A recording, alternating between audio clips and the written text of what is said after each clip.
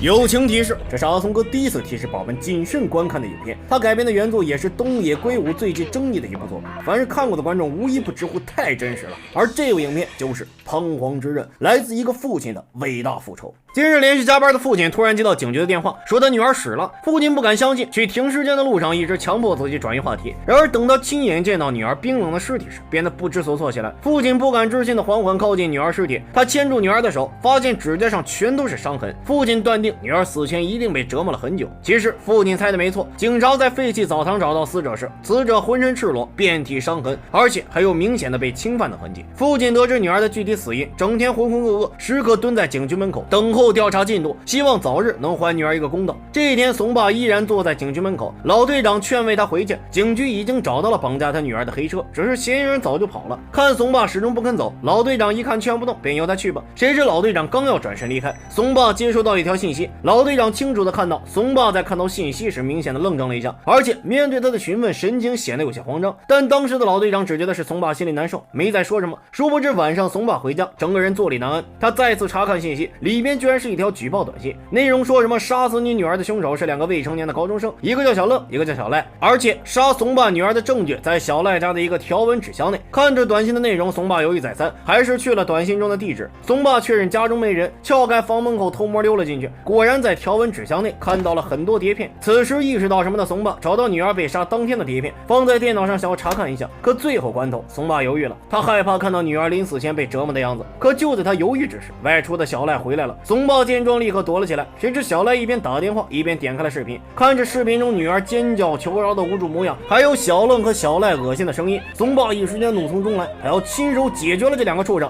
只见松爸径直走出来，将电脑扯烂后一巴掌扇在小赖脸上。此时松爸的理智已经被替女儿报仇的冲动彻底占据，只见他抄起棒球棍狠狠砸在小赖身上，丝毫没有手软。而不断嚎叫求饶的小赖完全没了视频中的嚣张，然而松爸根本不给他机会啊，朝着小赖的命根子狠狠地砸了下去。没一会儿，小赖就倒在血泊中彻底嘎了。生命第一次杀人，平静下来的松爸有些慌，但更多的是替女儿报仇的快感。他决定警察给不了女儿的正义他给。很快，松爸在小赖的手机上看到了小愣发来的短信，要他12点10分去火车站，2人一块去江陵滑雪。松爸假装小赖回复短信后立刻赶去火车站，可最终还是晚了一步。不过松爸很快就坐上了下一班去江陵的火车。可松爸殊不知，小赖的死亡已经引起了警察的注意。经过一番调查，老队长在小赖家中找到了他和小愣众多的犯罪证据。即使他们是未成年人，但面对强奸杀人的罪名，最低也会被判刑5年时间。然而松爸也从被害者家属的身份成了一名被通缉的凶手。此时正在火车站的松爸在用小赖的手机给小愣聊天时，得知他去了江陵的一个学习室等他。松爸下车后立刻赶去了学习室，可松爸一进去，小愣没见着，而且还引起了老板的注意。老板询问他是谁呀？松爸思考了一下，说出了小愣的名字，并没有过多解释什么。听到名字的老板像是明白了什么，立刻将松爸带去了一个房间。然而想着报仇的松爸丝毫没有意料到事情的严重性。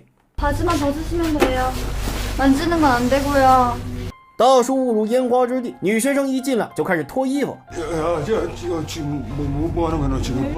这给大叔吓得立刻让他把衣服穿好。这时男老板走了，一看大叔不是来消遣的，当即认为他是来找茬的，一拳头下去就让大叔认识到了社会险恶。老板发泄似的对松爸拳打脚踢，没一会儿松爸就被揍得鼻青脸肿。老板掏出松爸的证件，不断讽刺他：“你是个什么玩意儿？”结果说到了松爸女儿，殊不知这触动了松爸的逆鳞。只见他拿起匕首刺进了老板的大腿，毫无防备的老板顿时疼得吱哇乱叫。松爸则趁机用电线勒住了老板，逼问出了杀女仇人小乐去了几公里外的滑雪场。得知地址的松爸在警察来到之前将老板嘎掉后顺走他的猎枪，并最终乘坐大巴一路来到了滑雪场。可滑雪场实在是太大了，松爸找了好久，打听了好多人都没有小愣的消息。晚上身体快要虚脱的松爸躲在一个废弃房屋内，他看着手机，只求之前给他发短信的人再给一点提示，哪怕一点点呢。可最终还是没有等来。第二天，松爸依旧在人满为患的滑雪场打听小愣的消息。结果这时人群中一阵骚动，只见一个黑衣男孩被一群人殴打。没一会儿，警察也赶来了。松爸害怕警察看到自己，立刻躲进了正要启动的大巴车内。松爸心里想着，等躲过风头再回来寻找小愣也不迟啊。谁知大巴车刚走了没2步，那名挨揍的黑衣男孩也跑了上来。此时依旧看向外面的松爸，殊不知他没日没夜寻找的杀死他女儿的仇人就在眼前。可惜啊，松爸没有认出来，只是听着小愣的声音觉得有些熟悉，于是便询问他名字。小愣很警惕，见松爸不像个好音啊，于是胡诌了一个名字。听到这里，松爸激动的心再次失望。然而此时的松爸不知道，警方也根据小愣同伙的口供供，诱骗他到了一栋别墅接头点。几乎是同一时间，松爸也收到了匿名短信，告诉他小愣去了林中别墅。很快，三方势力马上就要集聚于此了。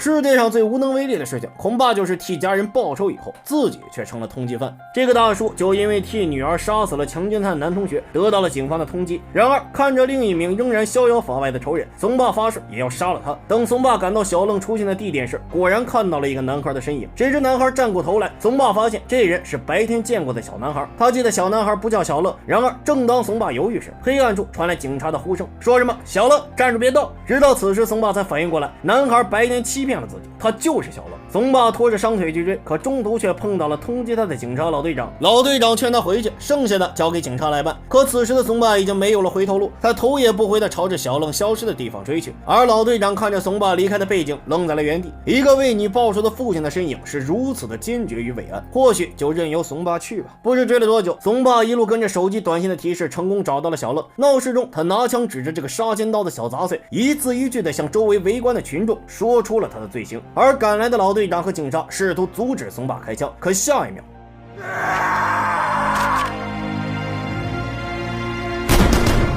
一声枪响，吃瓜群众四散奔跑，而倒下的只有一个绝望的父亲。可松爸即使是死，也没忘记死死扯住小愣的衣服。可讽刺的是，警察检查松爸的枪，发现里面根本没有子弹。懊恼悔恨此刻萦绕在每个警察的心头。而影片的最后，老队长参加了松爸的葬礼。这时手下来找他说，之前举报小愣小赖的短信是两个人的小跟班发给松爸的，但后来去到别墅内的短信是不是老队长发的？老队长沉默不语，算是默认了。或许是被松爸的行为动容，或许是想让松爸回头是岸，但老队长觉得不重要，因为他在之前得知了松爸女儿生前肾脏有病，是因为被注射药物死的，并不是因为强奸后被杀死。那这样，小愣是未成年人，就算是犯了强奸罪，但最终只会因为误杀坐几个月的牢。男孩漫长余生中微不足道的几个月，换来的却是一个少女的一生。老队长光是想想都替松爸感到悲哀，感到可怜。或许给他发条短信，祝他实现报仇的愿望也不过分吧。可结局总是现实的。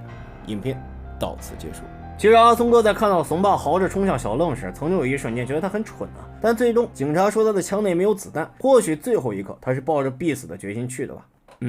Goodbye everyone。